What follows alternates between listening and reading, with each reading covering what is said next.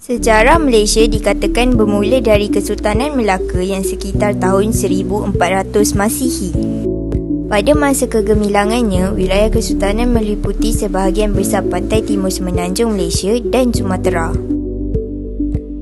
Melaka muncul sebagai kerajaan yang mulia kerana lokasinya yang strategik yang merupakan titik pertemuan antara Asia Timur dan Timur Tengah.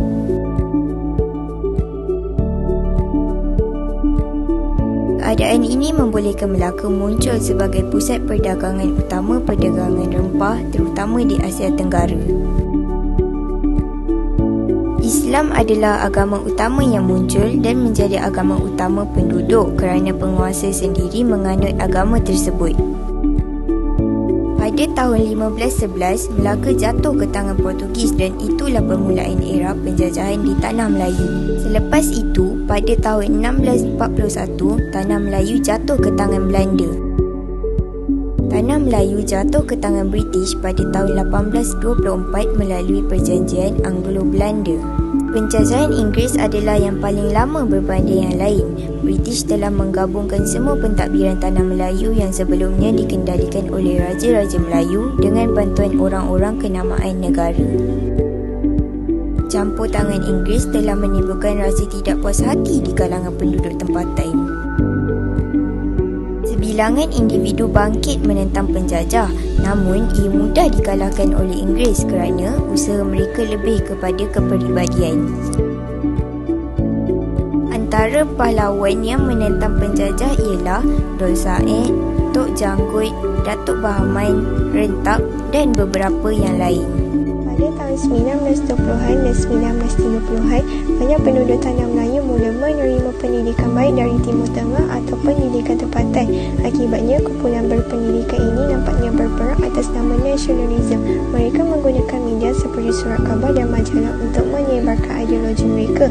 Ada juga di antara mereka yang telah membentuk persatuan seperti Kesatuan Melayu Muda dan Kesatuan Melayu Singapura yang bertujuan mengusir penjajah dan membentuk kerajaan mereka sendiri. Ketika rakyat negara ini begitu bersemangat untuk mengakhiri pencerobohan, mereka tersentak dengan pendaratan Jepun pada akhir tahun 1941 yang membawa Tanah Melayu ke era penjajahan yang lain.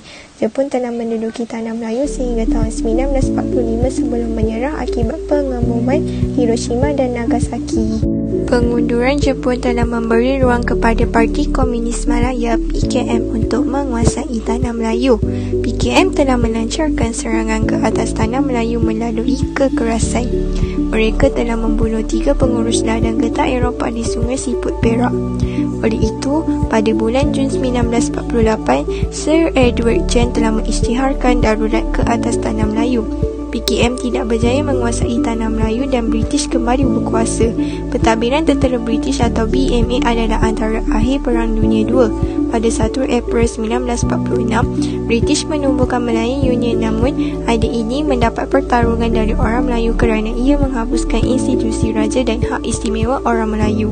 Kemunculan Tunku Abdul Rahman telah memberi lapisan perak kepada perjuangan nasionalis Tanah Melayu ketika tindakannya membentuk Parti Perikatan telah mula membuka mata orang Inggeris untuk membiarkan orang Melayu memerintah negara mereka sendiri. Perpaduan antara 3 kumpulan etnik utama iaitu Melayu, Cina dan India membawa kepada perjanjian London yang ditandatangani pada 8 Februari 1956 dan telah memberi tanda bahawa Tanah Melayu akan mencapai kemerdekaan pada 31 Ogos 1957.